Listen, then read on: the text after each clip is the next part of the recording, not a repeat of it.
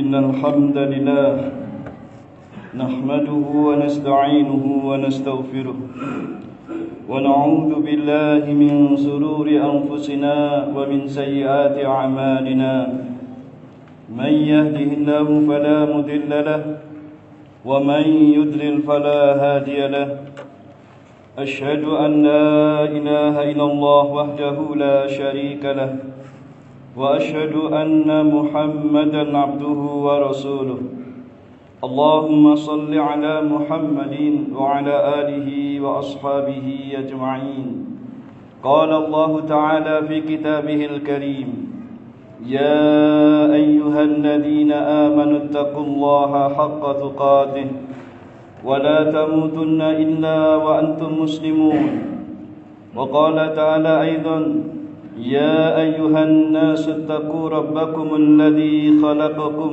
من نفس واحدة وخلق منها زوجها وبث منهما رجالا كثيرا ونساء واتقوا الله الذي تساءلون به والأرحام إن الله كان عليكم رقيبا وقال تعالى أيضا يا أيها الذين آمنوا اتقوا الله وقولوا قولا سديدا يصلح لكم أعمالكم ويغفر لكم ذنوبكم ومن يطع الله ورسوله فقد فاز فوزا عظيما أما بعد فإن أصدق الحديث كتاب الله تعالى وخير الهدي هدي محمد صلى الله عليه وعلى آله وسلم وشر الأمور محدثاتها فإن كل محدثة بدعة وكل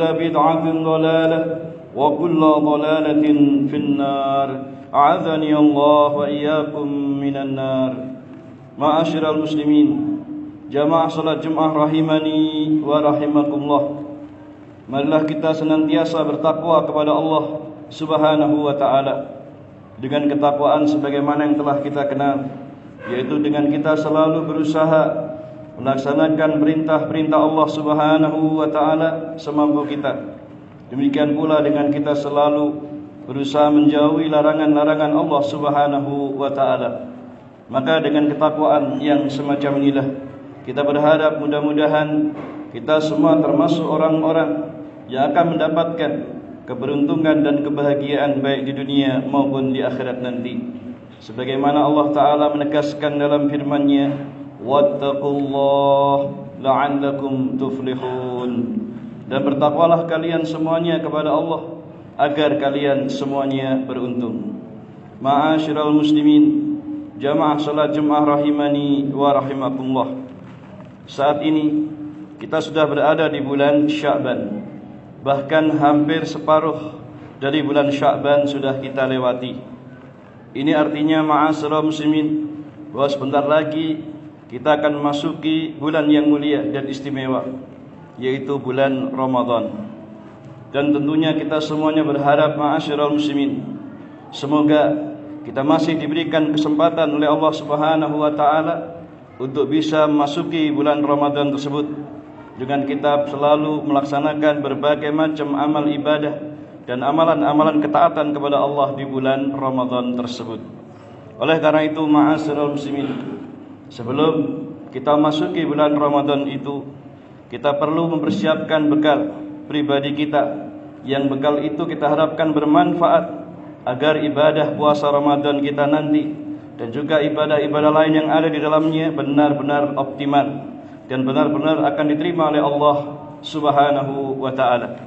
Ma'asyiral muslimin, dengan memperhatikan dalil-dalil yang ada dan juga nasihat-nasihat serta wejangan para ulama tentang permasalahan ini, maka setidaknya ada 3 bekal utama yang perlu untuk kita siapkan untuk menghadapi bulan Ramadan nanti. Apa itu? Ketahuilah ma'asyiral muslimin, yang pertama diantaranya adalah bekal berupa ilmu. Bekal yang satu ini sangat penting ma'asyiral muslimin, agar ibadah puasa kita benar sesuai dengan yang disyariatkan dan benar-benar memberikan manfaat dan faedah, serta ibadah kita tidak asal-asalan. Karena sesungguhnya Sebagian ulama salaf di antaranya yaitu Umar bin Abdul Aziz rahimahullahu taala, beliau pernah mengatakan, "Man 'abadallah bighairi 'ilmin kana ma yufsidu aktsaru mimma yuslih." Kata beliau, barang siapa beribadah kepada Allah Subhanahu wa taala dengan tanpa ilmu, maka dia akan membuat banyak kerusakan lebih banyak daripada kebaikannya. Iya, kerusakan yang akan dilakukannya lebih banyak daripada kebaikannya, karena ibadah yang dilakukan dengan tanpa ilmu tersebut. Iya, karena orang yang beribadah kepada Allah tanpa ilmu, ma'asyiral muslimin, orang yang tidak mengetahui khususnya hukum-hukum tentang puasa, bisa jadi puasanya akan rusak. Orang yang tidak mengetahui apa itu pembatal-pembatal puasa, boleh jadi dia justru akan banyak melanggarnya sehingga puasanya pun tidak diterima. Dan juga orang yang tidak mengetahui tentang apa saja hal-hal yang disunahkan di dalam ibadah puasa, maka dia akan bisa kehilangan sekian banyak pahala yang mestinya ia dapatkan. Demikian pula orang yang tidak mengetahui bahwa perbuatan dosa ataupun maksiat itu akan bisa mengurangi nilai pahala puasanya. Bisa jadi hasil yang akan dia peroleh dari ibadah puasanya itu hanyalah sekedar lapar dan dahaga saja. Dan juga orang yang tidak mengetahui hukum-hukum ataupun tidak mengetahui tentang ilmu ini, jika dia mungkin berzikir ya dengan cara bersama-sama setelah salat fardu, ataupun berzikir secara bersama-sama ketika melaksanakan salat tarawih dari salat tarawih yang satu kepada yang lain, bahkan dengan teriak-teriak, apalagi berzikir dengan cara bersama-sama setelah salat witir dan seterusnya, yang mana itu semua ternyata memang tidak ada dalilnya dan tidak pernah diajarkan Nabi SAW. Boleh jadi akhirnya seseorang hanyalah mendapatkan salatnya itu hanyalah rasa capek saja, tidak ada nilai pahalanya, tidak diterima Allah Subhanahu wa taala. Ini semua apa sebabnya? Karena tanpa ilmu. Karena itulah ma'asyiral muslimin, ketahuilah bahwa syarat agar ibadah kita diterima Allah Subhanahu wa taala itu bukan hanya orang itu membutuhkan ikhlas saja dalam ibadahnya, tetapi juga harus diikuti dengan syarat yang lain yang kedua, yaitu harus sesuai dengan tuntunan ajaran Nabi kita Muhammad SAW, atau dengan kata lain harus ada dalilnya, harus ada tuntunan syariatnya. Tetapi kita melihat demikianlah kebanyakan dan sebagian besar masyarakat di sekitar kita, ibadah yang mereka lakukan kebanyakannya hanya asal-asalan, asal ngikut saja, ikut-ikutan banyak orang, yang penting ikhlas katanya, padahal ternyata ibadah yang dilakukannya itu tidak ada dalilnya dan tidak dituntunkannya. Pokoknya apa kata manut, perkataan kiai saja. Nah, seperti itu yang terjadi di sekitar kita. Karena itu ma'asyiral muslimin rahimani wa rahimakumullah, menunjukkan pentingnya bagi kita dalam melakukan ibadah apa saja, termasuk puasa yang akan kita kerjakan nanti, harus betul-betul dibangun di atas ilmu yang benar, terutama tentang hukum-hukum yang terkait dengannya berdasarkan Al-Quran maupun Sunnah Nabi SAW. Disebutkan dalam sebuah riwayat yang sahih dari seorang ulama besar di kalangan tabi'in, yaitu Al-Imam Sa'id bin Al-Musayyab rahimahullahu ta'ala.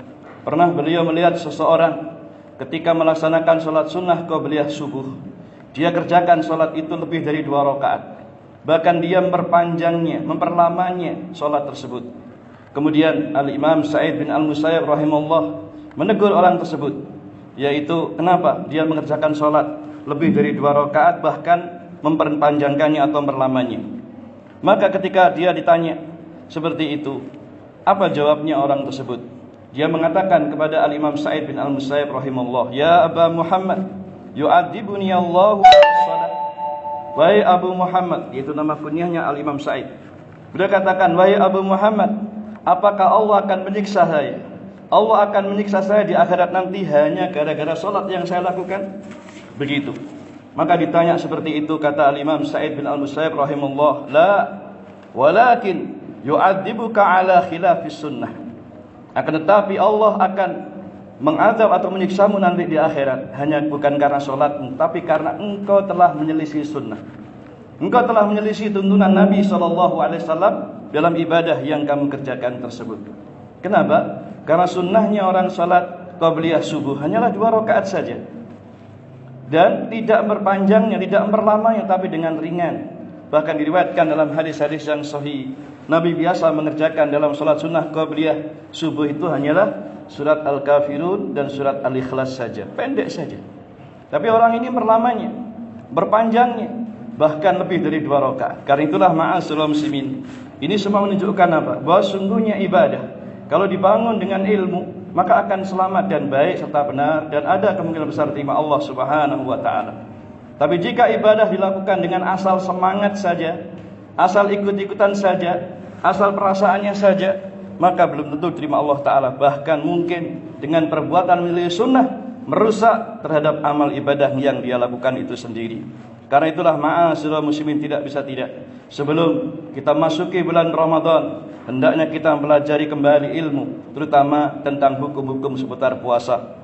Naam, apakah kita dengan menghadiri majelis-majelis ilmu yang diajarkan tentang masalah itu, atau dengan kita membuka dan membaca kitab-kitab hadis, kitab-kitab tafsir, dan juga yang lain yang menjelaskan hukum-hukum berpuasa itu, atau kita membaca buku-buku para ulama yang telah menjelaskannya hukum-hukum tersebut, baik secara ringkas maupun secara detail, agar kita kembali mengetahui tentang perkara ilmu dalam ibadah puasa yang akan kita laksanakan tersebut.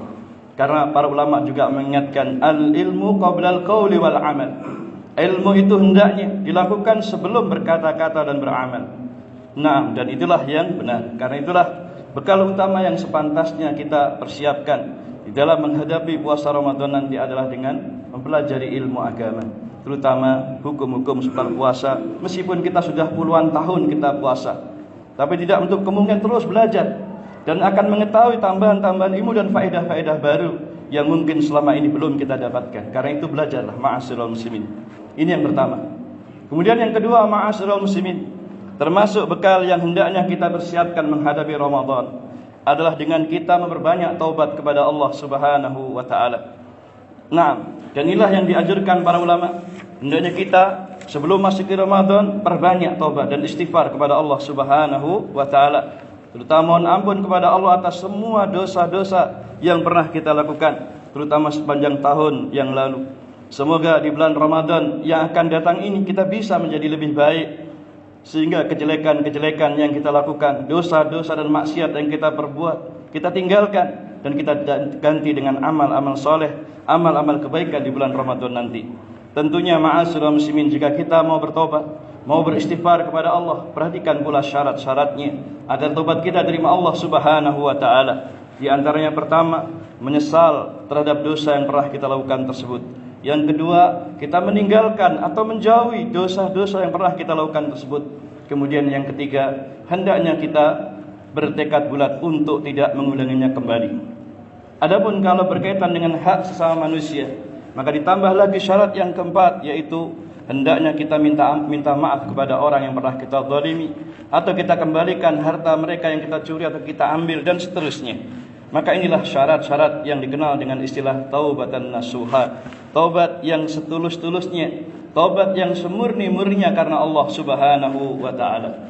Ma'asyiral muslimin, Allah Subhanahu wa taala berfirman, "Ya ayyuhalladzina amanu tubu ila Allah taubatan nasuha, asa rabbukum ayyukaffira 'ankum sayyi'atikum wa yudkhilakum jannatin tajri min tahtihal anhar." Wahai orang-orang yang beriman, bertobatlah kalian semuanya kepada Allah dengan taubat yang setulus-tulusnya, taubatan nasuha. Mudah-mudahan dengan itu Allah akan menghapus kesalahan-kesalahan kalian, dan Allah akan masukkan ke dalam surga yang mengalir di bawahnya sungai-sungai. Ma'asyiral muslimin, dalam ayat yang lain pula Allah Ta'ala juga berfirman, "Wa tubu ilallahi jami'an ayyuhal mu'minun la'allakum tuflihun." Dan bertobatlah kalian semuanya kepada Allah, wahai orang-orang yang beriman, agar kalian semuanya beruntung. Iya, ma'asyiral muslimin, kita berharap dengan kita memperbanyak taubat dan istighfar semacam ini, mudah-mudahan Allah Subhanahu wa taala mengampuni semua dosa-dosa kita, menerima tobat-tobat kita yang semuanya itu, sebelum kita masuki waktu yang sangat barokah di bulan yang penuh barokah di bulan Ramadan nanti. Sehingga dengan itu kita akan mudah dan siap melakukan berbagai macam amal ketaatan di bulan Ramadan nanti. Di dalam sebuah hadis yang sahih disebutkan tentang salah satu doa dari Nabi Muhammad SAW yang sering beliau baca. ketika beliau memohon ampunan kepada Allah Subhanahu wa taala.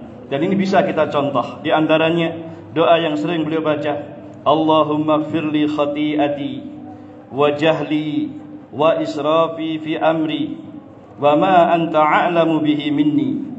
Ya Allah, ampunilah aku, ampunilah kesalahanku, ampunilah kebodohanku, dan juga ampunilah pula segala hal, yaitu sikapku yang berlebih-lebihan atau melampaui batas dalam semua urusanku, dan juga semua hal yang telah engkau ketahui dan daripada diriku. Kemudian juga dikatakan, Allahumma ighfirli jiddi wa hasli wa khata'i wa amdi wa kullu dzalika indi. Ya Allah, ampunilah kesalahanku yang kuperbuat, baik tatkala aku serius maupun main-main atau bercanda. Dan ampunilah pula kesalahanku saat aku tidak sengaja maupun sengaja. Semuanya itu hanyalah kesalahan dariku. Demikian disebutkan Imam Bukhari dan Muslim dalam sahih keduanya. Jadi ma'asyiral muslimin, bersegeralah kita untuk selalu bertobat, mohon ampun kepada Allah dengan doa apa saja yang kita minta ampun pada Allah. Terutama masih ada kesempatan seperti ini, dengan berharap mudah-mudahan di bulan Ramadan kita semua dibersihkan dosa-dosa kita sebelum memasukinya, sehingga kita akan dimudahkan, akan terasa ringan dalam melaksanakan ibadah puasa nanti. Namun ada perlu catatan penting yang perlu juga kami ingatkan ma'asyiral muslimin. Biasanya menjelang Ramadan tersebar melalui SMS di WA kita, ya, anjuran ataupun permintaan maaf dari sebagian orang kepada kaum muslimin yang lainnya, minta maaf menjelang Ramadan. Ma'asyiral muslimin, perbuatan seperti ini enggak ada contohnya. Memang minta maaf dari dosa dan kesalahan itu harus, tapi tidak mesti dilakukan, ya. Nah, apalagi dengan cara SMS seperti itu. Ketika kita berbuat salah, segera bertobat, minta ampun kepada Allah, ya. Namun bukan suatu keharusan, bukan suatu kelaziman kalau dilakukan minta maaf itu, ya, apalagi dilakukan dengan penuh keyakinan pada menjelang Ramadan itu adalah lebih afdal daripada yang lain. Ini enggak benar. Ya, tidak ada contoh yang demikian. Tapi hendaknya kita lakukan kapan saja. Yang jelas kita anjurkan yang demikian dalam arti berbanyak taubat adalah untuk diri kita sendiri, bukan dengan kita mengirim SMS kepada orang lain, minta maaf kepada orang lain, tidak demikian. Wallahu a'lam bissawab. Inilah dua bekal utama yang mesti kita siapkan menjelang Ramadan nanti. Dan yang ketiga akan disampaikan pada khutbah yang berikutnya. Wallahu a'lam bissawab.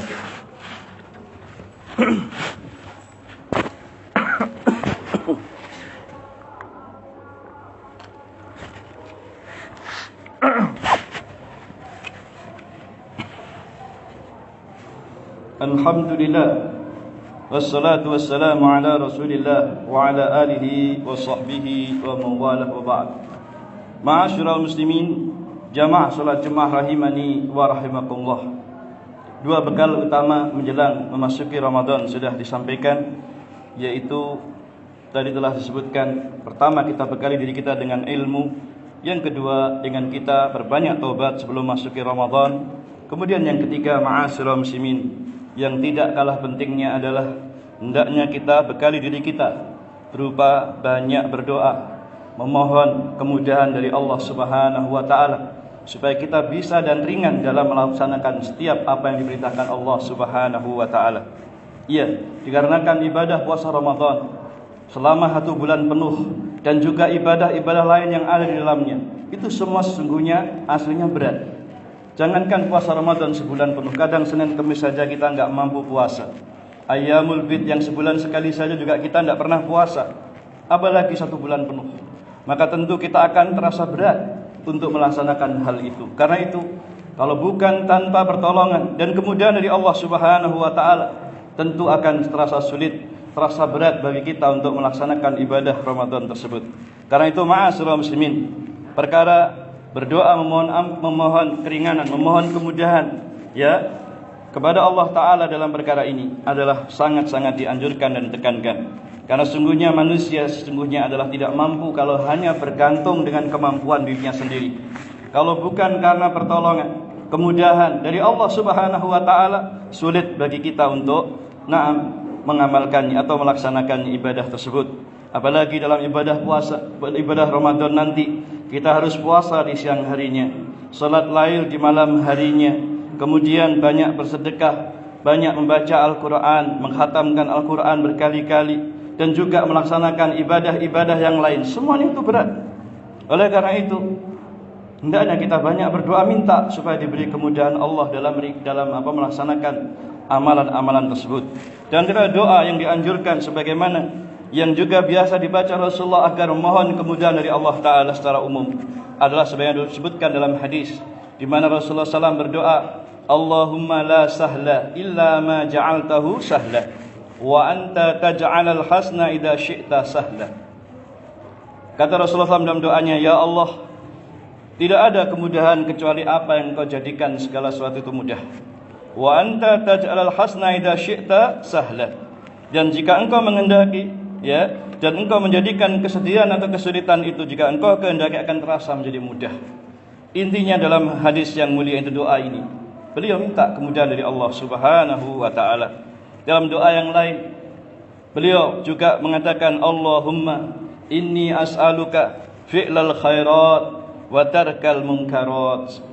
Ya Allah, sesungguhnya aku mohon kepadamu fi'lal khairat, agar bisa dimudahkan dalam melaksanakan, yaitu melakukan amal-amal kebaikan, wa tarkal munkarat, dan juga mudah dalam meninggalkan semua kemungkaran atau dosa-dosa.